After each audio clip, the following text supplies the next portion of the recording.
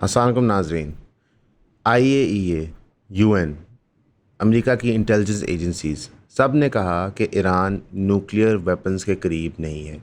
सब ने कहा कि अभी तक जो उनका प्रोग्राम है वो न्यूक्लियर इनरिच्ड सिविल एनर्जी तक इस्तेमाल हो सकता है। वेपन सिस्टम्स उनके पास नहीं है। ईरान के इस प्रोग्राम पर नज़र पूरी दुनिया की है। हर कोई उसको वॉच कर रहा होता है, उसके हमसाए, अमेरिका, उसके मुखालफीन।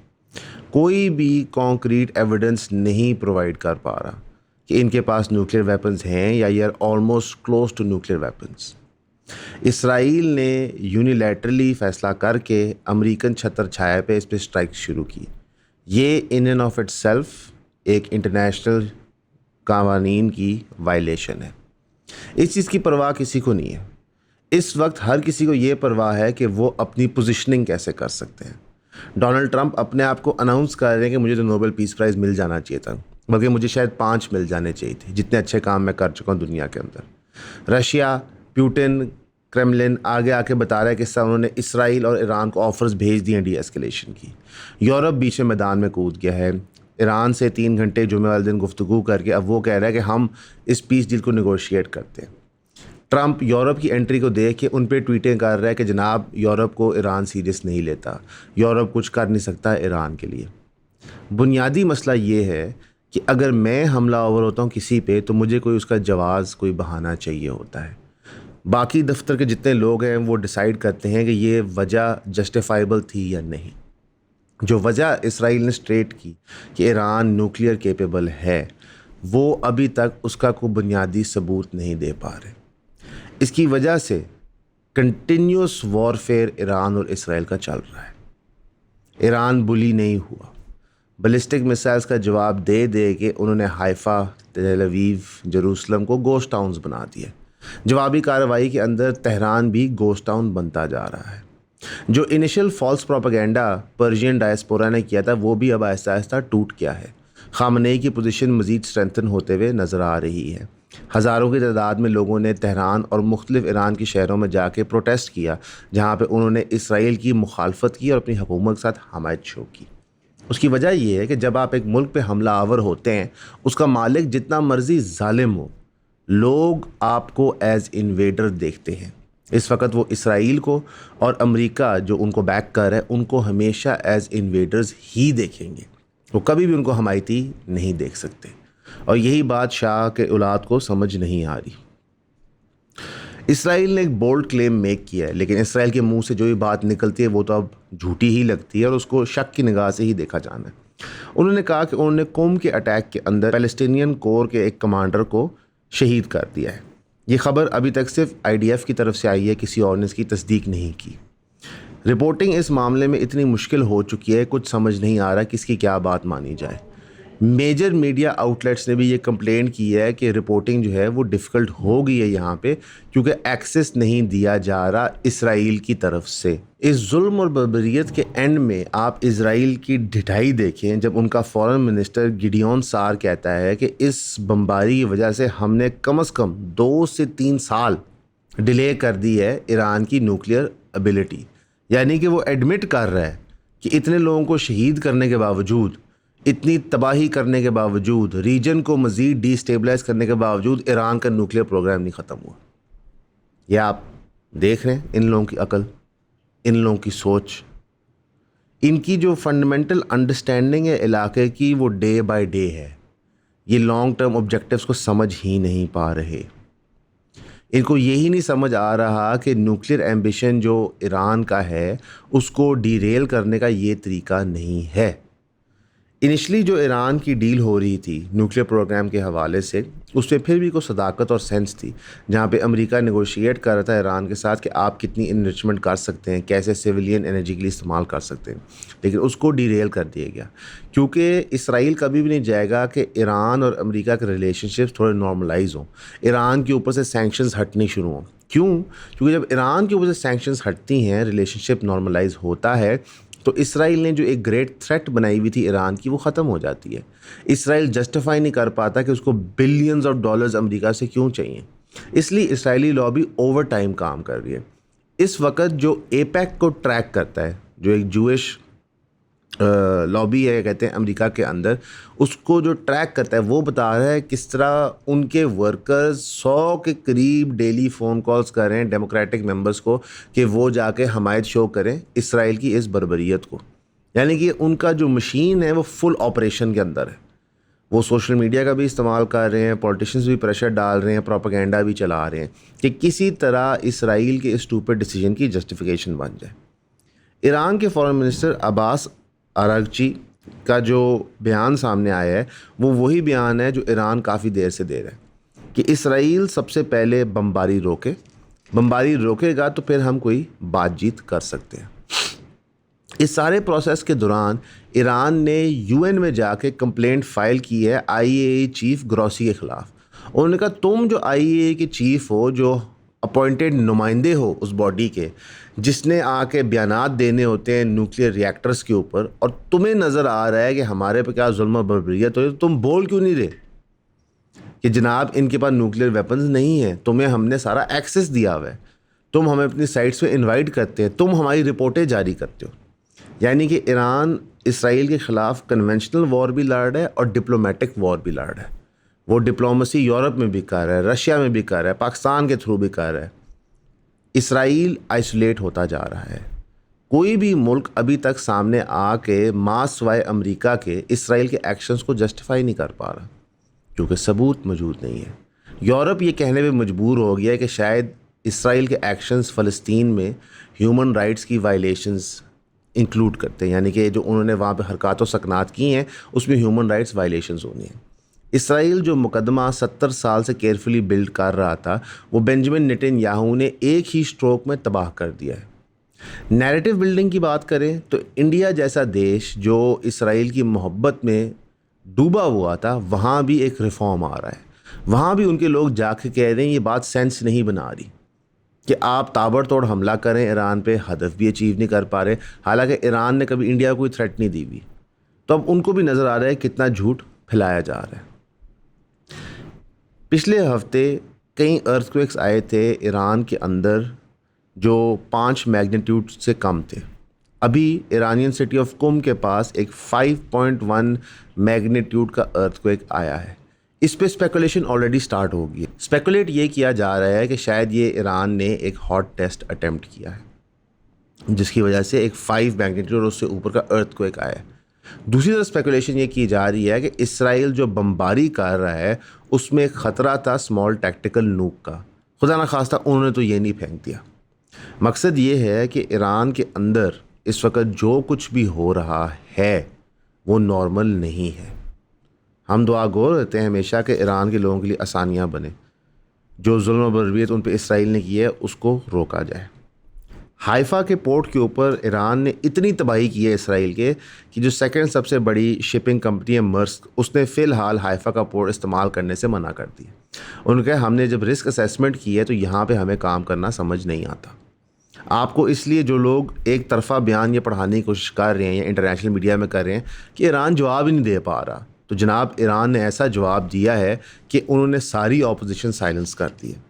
इवन अब इसराइल मजबूर हो गए कहने के लिए जी हमारे साथ बहुत जुल्म हो रहा है, मैं बहुत छितर पड़ रहे हैं, इसी तो भाग भाग के जाके वो अमेरिका के पास पहुंच जाते हैं। लेकिन अमेरिका ने जो बयान दिया था कि अभी हम 2 हफ्ते सिचुएशन असेस करेंगे, तो वो उसके साथ फ़िलहाल कायम है। हालांकि उन्होंने अपने फाइटर प्लेन्स पोजीशन किए हुए हैं मिडिल ईस्ट के अंदर, यूरोप के अंदर, कि कल को जब स्ट्राइक करनी हो तो वो स्ट्राइक कर सकें। लेकिन फ़िलहाल वो 2 हफ्ते की चीज़ को ऑब्ज़र्व कर रहे हैं। लेकिन आज की रात और कल की रात यानी हफ्ते की रात, इतवार की रात बहुत डिफ़िकल्ट होनी है, क्योंकि पूरा का पूरा इसराइली मीडिया और उनकी स्टेट मशीनरी ये कह रही है कि ये वो 2 रातें हैं जब अमेरिका जंग में शामिल होगा। मैं दुआ करता हूँ कि ऐसी बेवकूफ़ी ना हो, क्योंकि ईरान जो अभी जवाब दे रहा है इसराइल को वो मजबूरी के तहत दे रहा है। उसको पता है कि मैं जवाब दिए बगैर नेगोशिएट नहीं कर सकता, ये हम पहले भी आपको बता चुके हैं। अगर अमेरिका जंग में आता है तो फिर ईरान जो है वो मज़ीद कॉर्नर में पुश हो जाएगा और हतमी हमले करने के अलावा उसके पास कोई ऑप्शन नहीं रहेगी। ख़ामेनी की पोजीशन जो है वो बहुत सारे सुन्नी दोस्त भी नहीं समझते और दुनिया तो समझती नहीं है। ख़ामेनी कोई रिलीजियस लीडर नहीं है उनका, जिसका हमारे लेट से मौलाना तारिक जमील साहब हो गए, सियासत के अंदर आ जाए तो मौलाना मौदूदी हो गए। ख़ामेनी उनका इमाम है, जिस तरह हम इमाम अबू हनीफ़ा, इमाम शाफ़ी, इमाम मालिकी, इमाम हम्बल को देखते हैं। जो रिलेशनशिप अहले तशरीक़ कम्युनिटी और उनके इमाम का होता है वो बहुत डिफरेंट होता है। उसको अगर आप मार देंगे, उसको अगर आप शहीद कर देंगे, तो फिर आप इस पॉपुलेशन को कंट्रोल नहीं कर पाएंगे, इस आर्मी को कंट्रोल नहीं कर पाएंगे। एक सदाम था जो नॉन रिलीजियस लीडर था, उसकी आर्मी को आप कंट्रोल नहीं कर सके थे, तो यहाँ तो तबाही मच जाएगी। तो इसलिए हम तो यही दुआ करते हैं कि बेटर सेंस प्रिवेल कर जाए और ये इंडिया और पाकिस्तान की जंग से ज़्यादा ख़तरनाक है जो कुछ हो रहा है। सबसे पहले आप सबका बहुत शुक्रिया हमें सब्सक्राइब करने के लिए। जिन जिन दोस्तों ने हमारी फैमिली में शामिल हुए 3000 की सब्सक्रिप्शन लेके, काइंडली हमें व्हाट्सएप किया करें ताकि हमें पता हो कि हमने किस ग्रुप में ऐड करना है। वैसे जो आप सब्सक्राइब कर रहे हैं इसके लिए आपको 12 वीडियोज़ हर महीने मिलेंगी जो प्राइवेट वीडियोज़ होगी, यानी कि वो कंटेंट किसी ने ना पहले देखा होगा ना वो कभी किसी मेन चैनल पे अपलोड होगा, वो सिर्फ आपके कंजम्पशन के लिए होगा जो 3000 की सब्सक्रिप्शन पे कर रहे हैं। अब वो कंटेंट होगा क्या? उसमें आपको लाइफ स्टोरीज़ पता चलेंगी, कुछ फिलोसॉफिकल आइडियाज़ डिस्कस होंगे, कुछ पर्टिकुलर इंसिडेंट्स होते हैं जिसकी वजह से चैनल्स डिमोनेटाइज हो जाते हैं, वो ग्रेट डिटेल में डिस्कस होंगे। कुछ आपके साथ कंटेंट शेयर किया जाएगा जो अवेलेबल नहीं है आम पब्लिक को और जो पब्लिकली उस तरह शेयर भी नहीं हो सकता। मोस्टली चीज़ें एजुकेशन रिलेटेड होंगी, हर चीज़ का कोई लेसन होगा पीछे, लेकिन ज़्यादा से ज़्यादा इसको आप सब्सक्राइब करें ताकि आप हमारे काम को सपोर्ट कर सकें। तो प्लीज़ हमें सब्सक्राइब करें, 3000 रुपीज़ भेजें, व्हाट्सएप करें और ईऑन फैमिली का हिस्सा बनें। Thank you. वैसे यहाँ मैं ये कहना चाहूँगा कि हमारी आर्म्ड फोर्सेस का रिस्पांस इंडिया को इतना तगड़ा था कि 2 दिन के अंदर ही उनको बिल्कुल पेशाब की झाग की तरह हमने बिठा दिया था। इतना हतमी जवाब था, इतना डेवस्टेटिंग लॉस उनको हुआ था कि उन्होंने कहा था मज़ीद कोई हम इनरोड्स नहीं करते, मज़ीद पंगे यहाँ पे नहीं लेते। और एक तगड़ी एयरफोर्स का यही एडवांटेज होता है यहाँ भी, क्योंकि एयरफोर्स डिसप्रपोर्शनेट है। इसराइली एयरफोर्स ज़्यादा बेहतर है, ईरानी एयरफोर्स के पास जहाज़ ही पुराने हैं, ट्रेनिंग्स ही पुरानी है। तो यहाँ पे एक प्रोलॉन्ग्ड वॉर नज़र आ रही है कि एक तरफ से जहाज़ उड़ते हैं, बमबारी करते हैं और यहाँ से बैलिस्टिक मिसाइल्स जवाब देते हैं। अगर ईरान के पास तगड़ी एयरफोर्स होती या तगड़ी एयरफोर्स का कवर होता तो ये जंग कब की ख़त्म हो चुकी होती। इसराइल और इंडिया ने जब मिल के पाकिस्तान के न्यूक्लियर प्रोग्राम को 80s में हिट करने की कोशिश की थी, तब भी हमारी एयरफोर्स ने तगड़ा जवाब दिया था, जिसकी वजह से ये अमल नहीं हो सका। तो मैं तो दुआ ये करूँगा कि पाकिस्तान कम से कम एयर कवर ईरान को प्रोवाइड करते, ताकि जो इसराइल को इस वक्त बर्तरी हासिल है हवा में वो ख़त्म हो जाए। उसके बाद तो इसराइल के पास रहता ही कुछ नहीं है। और पाकिस्तान के पास एक लीगल जवाज़ भी है कि अगर खुदा ना खास्ता न्यूक्लियर रिएक्टर्स फटते हैं जिस तरह टारगेट किए जा रहे हैं इसराइली एयरफोर्स की तरफ से, तो उसका जो न्यूक्लियर स्प्रेड होगा वो पाकिस्तान तक आएगा। तो पाकिस्तान इंटरनेशनल लॉ को इस्तेमाल करते हुए पार्टिसिपेट कर सकता है इस जंग के अंदर। काश ये हो सके, लेकिन हमारी हुकूमत क्या कर रही है? हमारी हुकूमत अपनी बाउंड्रीज़ को सोलिडिफाई करने के बजाय ट्रंप की हमायत में नॉमिनेशन उठा रही है नोबेल पीस प्राइज़ के लिए। जो ढिठाई है डोनाल्ड ट्रंप की कि रशिया यूक्रेन की जंग लगी हुई है, इंडिया पाकिस्तान की जंग अभी हुई है, ईरान और इसराइल की हॉट वॉर लगी हुई है, फ़लस्तीन जहन्नम बना दिया गया 2 साल से, अफ्रीका के अंदर कॉन्फ्लिक्ट्स कंटिन्यूसली चल रहे हैं, इब्राहिम ट्रोडे जो उनका नया प्रेसिडेंट बनना है इलाके का, उसके ऊपर अटैक पे अटैक हो रहा है, उसके मुल्क को डिसइंटीग्रेट किया जा रहा है और ये कह रहे हैं जनाब मुझे नोबेल पीस प्राइज़ दे दो। गलती इनकी नहीं है। अगर बराक ओबामा जिसने लाखों के हिसाब से लोगों को शहीद कर दिया था उसको नोबेल पीस प्राइज़ मिल सकता है तो किसी को भी मिल सकता है। दर हकीकत ये नोबेल पीस प्राइज़ हमने एवी हवा दे के बहुत बड़ा किया हुआ है। ये एक बेमायनी सा अवार्ड है। यहाँ भी लोग इसके बारे में पागल होते हैं, जनाब उस नोबेल लॉरिएट है, उसको नोबेल प्राइज़ इस चीज़ें मिल गया। कोई फ़र्क नहीं पड़ता मेरे भाई। ये एक चंद मुल्कों की ज़ाती जागीर है जिसमें से वो आपको तोहफे दे देते हैं ताकि आपको बेहतर फील करा सकें। ये नियो कॉलोनियलिज्म का टूल है आपको कंट्रोल करने के लिए। रिजेक्ट करें इन सुपर चीज़ों को। ये उसी तरह है जिस तरह बॉलीवुड की फिल्में ऑस्कर्स की तरफ देख रही होती हैं अप्रिशिएशन के लिए। भाई आप छोड़ दें इस चीज़ को। आप अपने घर मकबूल, वो अपने घर मकबूल। तो ये एक नंगा नाच है दुनिया के अंदर इन ओहदों के लिए। पाकिस्तान ये क्यों कर रहा है? साफ वाज़े है जनाब, वो इसलिए कर रहा है कि वो इंडिया को छेड़ है। वो बार बार अपने नोबेल पीस प्राइज़ की अनाउंसमेंट में कहता है कि जनाब क्योंकि ट्रंप ने इतना अच्छा किरदार अदा किया पाकिस्तान और इंडिया की नेगोशिएशन के अंदर, और वहाँ से हिंदू जो हैं वो उछलते हैं तो ये कर लेता है। तो पाकिस्तान इस चीज़ का पार्ट बन रहा है ट्रोल करने के लिए। मैंने कहा ना कि ये कौम भी शरारती है, इसके मालकान भी शरारती हैं। उनको कोई मौका मिले इंडिया को, मैं लफ्ज़ बड़े केयरफुली चुन रहा हूँ, इंडिया को छेड़ने के लिए, तो उसको छोड़ते नहीं हैं। और जो डिप्लोमेटिक मिशन हमारा हो के आया है compare to Indian diplomatic mission, तो उनके रिज़ल्ट बेहतर आ रहे हैं। मैं इंडियन डिप्लोमेटिक मिशन किसी मेजर बंदे को मिले बगैर वापस आ गया है।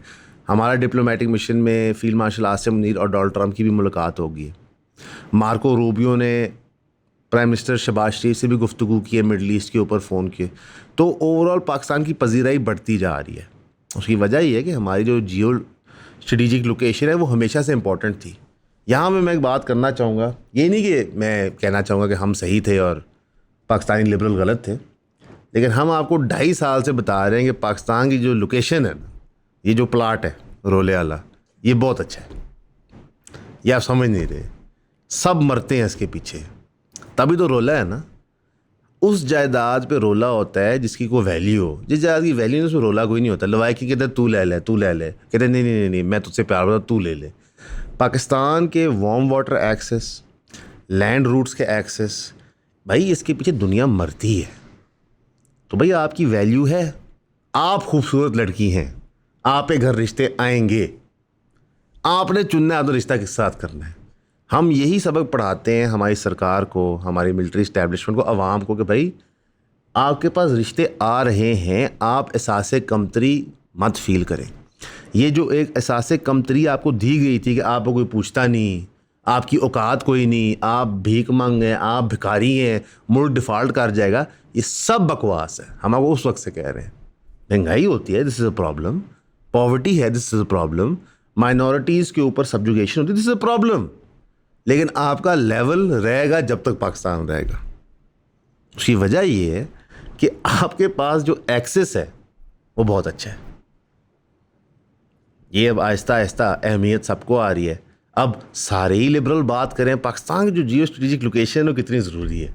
मैं ये कहना नहीं चाहूँगा, हमने आपको पहले बताया था, वैसे हमने ये किसी किताब में नहीं पढ़ा था, ऐसी हमें छठी हिस्सा आई थी कि हमारी लोकेशन बहुत अच्छी है। तो इसकी वजह से अब पाकिस्तान के पास बहुत सारी ऑप्शंस आ रही हैं। इधर मैं एक निशानदेही करना चाहूँगा, इस वक्त अफ़गानिस्तान अपनी फूड सप्लाई की नीड्स को मीट करने के लिए ईरान इसराइल वॉर की वजह से रशिया को देख रहा है। यहाँ पे हम एक मिस्टेक कर रहे हैं, पाकिस्तान को देखना चाहिए। रशिया यूक्रेन कॉन्फ्लिक्ट के अंदर इंडिया को गोल्डन अपॉर्चुनिटी मिली थी रशिया का ऑयल इंपोर्ट करके उस पर ठप्पा लगा के बाहर री एक्सपोर्ट करना। अभी हमारे पास इस ईरान इसराइल वॉर के अंदर अफ़गानिस्तान के साथ ट्रेड रिलेशन बढ़ाने का मौका है। सुरादन तालिबान रशिया की तरफ देखे, पाकिस्तान जिस पर लैंड एक्सेस है वहाँ पे देखना चाहिए। यहाँ पे हमारी गवर्नमेंट को प्रोएक्टिव रोल लेना चाहिए। तो हमें अपनी गवर्नमेंट को प्रेशर डालना चाहिए कि जनाब आप ज़रा अपने मामलात इस तरफ थोड़े सीधे करें। थोड़ा सा हम लोकल न्यूज़ की तरफ आएंगे। उसकी बुनियादी वजह यह है कि लोकल न्यूज़ से पहले हम थोड़ा सा पाकिस्तान और यूएनएससी की तरफ आएंगे। पाकिस्तान ने यूएनएससी को पटिशन करना शुरू कर दिया कि आप ईरान इसराइल वाले मामले में घुसें। पिवटल मोमेंट है। एम्बेसडर आसिम इफ्तिखार ने कहा कि यूएन इस मामले में कुछ करे ताकि अगर कोई भी उसकी हैसियत रहेगी एज एन इफेक्टिव बॉडी वो सीमेंट हो जाए। ईरान के जो यूएन के एम्बेसडर हैं अमीर सईद इरावानी, अगर मैं नाम किसी गलत लूँ मैं माफ़ खाऊँ पहले उसके लिए, उसने बार बार रीट्रेट किया हमारा न्यूक्लियर प्रोग्राम पीसफुल पर्पसेस के लिए। इसराइल के यूएन एम्बेसडर डैनी डैनॉन ने जहालत शो करते हुए कहा कि हम तब तक नहीं रुकेंगे जब तक ईरान का न्यूक्लियर थ्रेट डिसमेंटल नहीं हो जाता और उनकी वॉर मशीन डिसार्म नहीं हो जाती, और तब तक नहीं रुकेंगे जब तक हमारे और आपके लोग सेफ ना हो। यानी उन्होंने 3 ऐसी बातें कर दी जिनकी सेंस कोई नहीं है। न्यूक्लियर प्रोग्राम ख़त्म हो जाए ये तो चलो फिर भी एक अचीवेबल गोल है। वॉर मशीन ख़त्म हो जाए ऐसा क्या मतलब है? उनकी आर्मी ख़त्म हो जाए, उनके टैंक ख़त्म हो जाएँ, उनके सिपाही ख़त्म हो जाएँ। और तीसरी जो उन्होंने बात कर दी उसमें तो कोई बंदा कह ही नहीं सकता जब तक हमारे लोग और आपके लोग सेफ़ ना हो। अब तुम अगले 100 साल कहते रहो कि मेरे लोग सेफ़ नहीं और बम मारते रहो, तो इसे हम क्या करेंगे? जब आप मैट्रिक सेट करते हैं ना तो ऑब्जेक्टिव चीज़ होती है जो नज़र आएगा अचीव हो सकती है। आप मैट्रिक्स ही ऐसे सेट कर देंगे जो अचीव ही नहीं हो सकते या आपकी फीलिंग्स पे बेस्ड हैं कि आज मैं मर्द हूँ या मैं औरत हूँ, तो बंदा क्या कर सकता है अगला? तो ये एक जहालत थी, उन्होंने माशाल्लाह फिर शो की। और अमेरिकी यूएन एम्बेसडर डॉर्थी कमील शिया ने कहा कि हम इसराइल के साथ खड़े हैं और सपोर्ट करते हैं ईरान के न्यूक्लियर एम्बिशन के ख़िलाफ़ जो वो चीज़ें कर रहे हैं। उन्होंने दोबारा इटरेट किया कि हम ईरान के न्यूक्लियर प्रोग्राम के ख़िलाफ़ खड़े हैं। यानी कि अमेरिका ने भी वो डिसीजन ड्रॉ की है कि ठीक है, आप फ़ौज रख लें, डिफेंस रख लें, न्यूक्लियर प्रोग्राम के हवाले से हम आपके साथ नहीं हैं। चाइना और रशिया ने ऐसे ही में कहा कि इमीडिएट डीएस्केलेशन होना चाहिए। रशिया के यूएन एम्बेसडर वसेली नबेंजिया, बड़े मुश्किल नाम होते हैं, वसेली नबेंजिया ने कहा है कि हम इसराइल के इन एक्शंस को एक थर्ड वर्ल्ड वॉर की तरफ नहीं जाने देंगे। अब हम आते हैं लोकल न्यूज़ की तरफ। थोड़ा थोड़ा हम आपको लोकल न्यूज़ का टच देते रहेंगे। उसकी वजह ये है कि यहाँ बहुत समझदार लोग बैठे हैं जो कार्रवाइयाँ डाल रहे हैं। कल हमने आपको पीआईई की कार्रवाई बताई थी, आज हम आपको शुगर की बता देते हैं। अल्हम्दुलिल्लाह पाकिस्तान ने पिछले साल 7.5 लाख टन शुगर एक्सपोर्ट किया। इससे मुल्क और कौम को बड़ा फ़ायदा होता है। और अल्हम्दुलिल्लाह इस साल हम 5 लाख टन इंपोर्ट करेंगे। अजीब कौम है हम, एग्रीकल्चर बेस्ड इकॉनमी है। आपकी एग्री नीड्स पूरी होनी चाहिए। अल्लाह ने ज़रखेज़ ज़मीन दी है, इंडिया के पानी रोकने के बावजूद दरिया दिए हैं, अंडर वाटर सप्लाई दी है। अल्लाह के बंदे, तुम 7.5 लाख टन एक्सपोर्ट क्यों करोगे अगर तुम्हें पता है 5 लाख टन इंपोर्ट करनी है?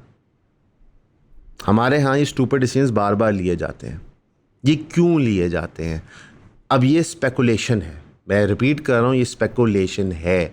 अगर शुगर कार्टेल का केस पूरी तरह ट्राई होकर कन्विक्शन को जाता तो ये स्पेकुलेशन ना रहती, ये चीज़ पता चल जाती।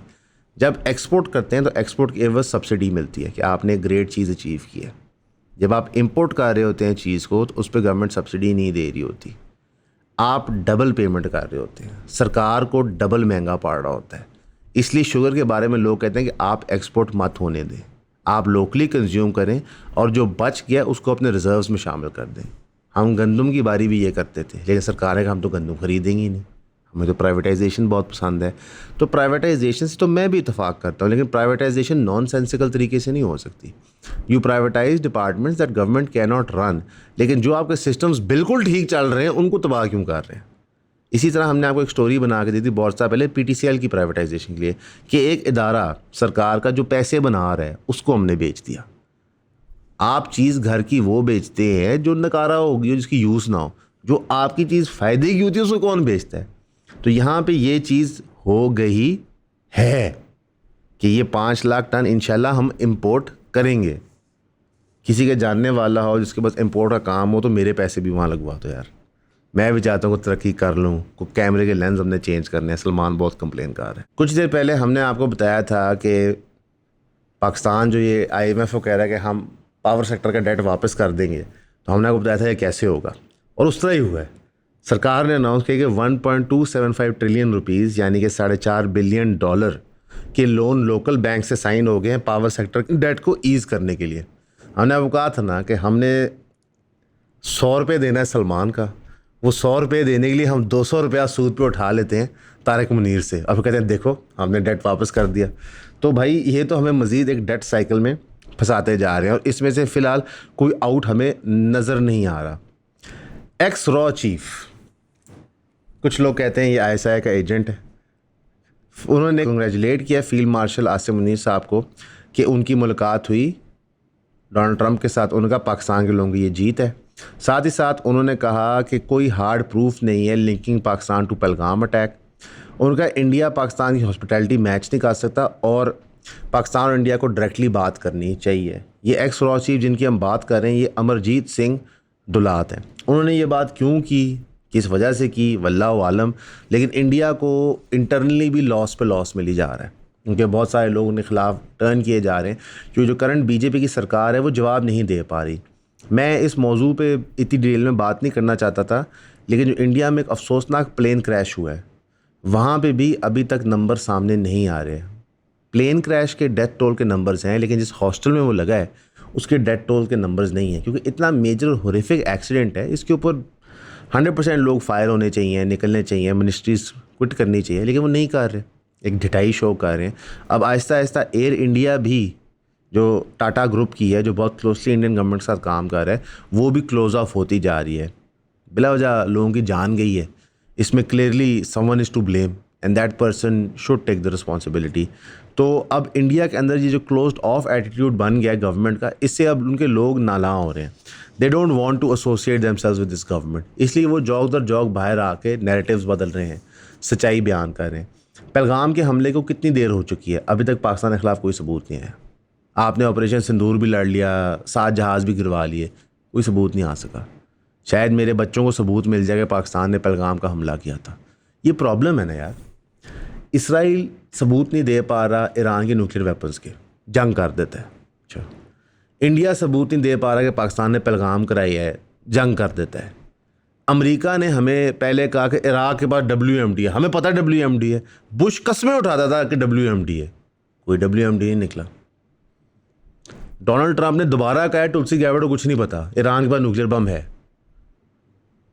ये जो ज़ाती दावे करना शुरू कर देते हैं कि जनाब सानू पता है, और किसी फैक्ट को चेक किए बगैर बातें कर रहे होते हैं, इसके जो कॉन्सिक्वेंसेस हैं वो बहुत बड़े हैं, ये भुगतने पड़े हैं। आज इंडिया के लोग उनकी डेमोक्रेसी डिसइनफ्रेंचाइज हो रहे हैं। मसलन जो इंडियंस हमें ताने मारते थे कि दहशतगर्द मुल्क है, दहशतगर्द मुल्क है, उसका अपना जो प्राइम मिनिस्टर है वो दहशतगर्द है, गुजरात के राइट्स का। अजीब वैसे हैरानकुन बात है। एक बहुत हॉटली कंटेस्टेड इशू आने लगा है पाकिस्तान की पॉलिटिक्स के हवाले से। PTI ने बार बार अनाउंस किया है कि अगर KP का बजट पास होगा तो सबसे पहले बजट प्रेजेंट होगा इमरान खान को जेल में, और फिर उस पर असेंबली मेंबर वोट करेंगे। तो उसके जो चीफ मिनिस्टर है उसने एक बड़ी सख्त वार्निंग दे दी है फेडरल गवर्नमेंट को। उन्होंने कहा जी हमारी मुलाकात करवाई जाए इमरान खान से, क्योंकि हमने उनको बजट प्रेजेंट करना है KP का, ताकि वो बजट अप्रूव करें, ताकि फिर हमारे लॉ मेकर आकर उस पर वोट करें। उन्होंने इंस्ट्रक्ट किया है अपने सारे MPAs को कि उन्होंने पार्टिसिपेट नहीं करना बजट वोटिंग में। अब चीफ मिनिस्टर KP के अली मीन गंडापुर PTI के लीडर ने ये क्लेम किया है। अभी हम आने वाले दिनों में देखेंगे कितने लोग इस क्लेम को डिसप्रूव करते हैं या प्रूव करते हैं। खुदा ना खास्ता अगर एक बजट पास नहीं होता किसी सूबे के अंदर, डिले हो जाता है फॉर एनी रीज़न, तो एक कंटिजेंसी फ़ंड तो होता है, लेकिन ज़्यादा देर का नहीं होता। उसके बाद आपका जो पूरा ब्यूरोक्रेटिक निज़ाम है वो comes to a standstill होता है, पैसे नहीं होते ना सरकार के पास। तो ये एक बहुत डेंजरस प्रेसिडेंट है, और चाहिए कि सरकार जो है वो इमरान खान से मुलाकात करवा दे। अव्वल तो बजट पास करने में इमरान खान साहब ने क्या करना है या बजट बनाने में मुझे नहीं पता, मतलब कि अगर आपको लगता है कि शहबाज शरीफ साहब ने बजट बनाया है तो मैं आपकी अकल पे हैरान हूँ। लेकिन बहरहाल PTI ये क्लेम करे तो ठीक है। नेशनल असेंबली के अंदर बहुत सारा शोर मच रहा है नए प्रोविंसेस के लिए, और इस पर तो मैं भी इतफाक़ करता हूँ कि प्रोविंसेस ऑलरेडी बहुत बड़े हैं, इनको छोटा करना चाहिए, सिटी स्टेट्स बनाना चाहिए। लेकिन सबसे ज़्यादा तकलीफ़ पंजाब की डिवीज़न के अंदर PMLN को होती है।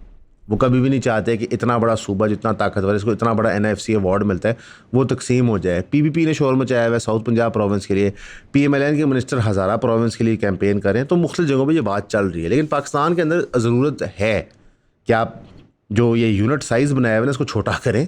ये अनमैनेजेबल होता है, फिर यही होता है कि लाहौर नॉर्थ पंजाब डेवलप होता है, साउथ पंजाब इग्नोर हो जाता है। ये नेचुरल होता है, साउथ पंजाब का बने वो अपनी डेवलपमेंट करे, कोई बात नहीं है, इट्स ओके। इंडिया के अंदर मल्टीपल सूबे हैं, बड़े बड़े सूबे उन्होंने छोटे भी किए हैं, हिस्टोरिकली प्रेसिडेंट भी एग्जिस्ट करता है, तो कोई इसका नुकसान नहीं हुआ। जो वो छोटी मासूम सी बच्ची थी सना यूसुफ, उसका जो मर्डरर है उसका फिजिकल रिमांड कोर्ट ने मज़ीद एक्सटेंड कर दिया।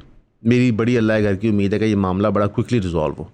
और आखिरी जो हम आपको गुड न्यूज़ देना चाहेंगे कि पाकिस्तान ने पहले 3 राफ़ेल जेट गिराए थे, और अब उन्होंने फ्रांस की हॉकी टीम को भी हरा दिया है, और वो पहुंच गए हैं माशाल्लाह फाइनल में नेशंस कप के। ये बड़े अरसे बाद हमारी हॉकी टीम की थोड़ी बेहतर परफॉर्मेंस हो रही है, तो इस पर मेरा ख्याल है अवाम को खुश होना चाहिए। ओवरऑल अगर हम सूरत हाल देखें तो अजीब सी हम डिस्टोपियन सी दुनिया में हैं। एक मुल्क का प्रेसिडेंट जो सबसे बड़ी ताकत है दुनिया की, अमेरिका, उसका प्रेसिडेंट कह रहा है कि मुझे नोबेल पीस प्राइज़ दो, यानी कि मुझे अवार्ड दो, मैं बड़ा अच्छा आदमी हूँ। पाकिस्तान इंडिया को छेड़ने के लिए उसको नॉमिनेट करा कि जनाब तुम्हारा नोबेल पीस प्राइज़ बनता है। ईरान कह रहा है कि हमारे ख़िलाफ़ कोई सबूत दिखा दे न्यूक्लियर बम का तो बात बने। इसराइल कहता है कि हमने तुम्हारा बम भी ख़त्म करना है, फ़ौज भी ख़त्म करनी है, और जब तक हमें तुमसे डर लगता रहेगा कि ईरान आ जाएगा हौबिल्ला रात को, हम तुम्हारे बम मारते रहेंगे। रशिया यूक्रेन की जंग जाई जा रही है। इस सारे वक्त के अंदर चाइना चुप करके अपने फाइनेंशियल इंटरेस्ट स्प्रेड किए जा रहे हैं।